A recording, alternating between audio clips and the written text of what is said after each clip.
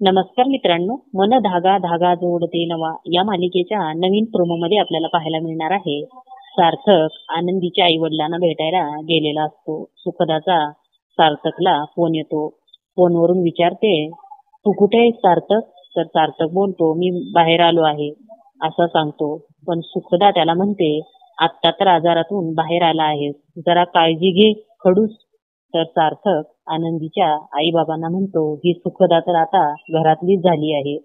तर आनंदीचे बाबा म्हणतात सार्थकला, आता 6 वर्ष होऊन गेली आनंदीला जाऊन, किती वेळ वाट बघणार आहात?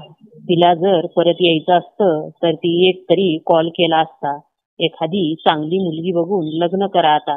तर सार्थकला थोडा वेळा का होईना आनंदीच्या बाबांचा राग येतो, पण परत विचार करतो त्यांचंही बरोबर आहे असं म्हणत असतो स्वतःला. तर इकडे आनंदी फोन हातात घेऊन म्हणते, कितीही काहीही झालं तरी माझ्या मनात तुम्हीच असणार आहात सार्थक सर, असा विश्वास आनंदी सार्थकवर ठेवते.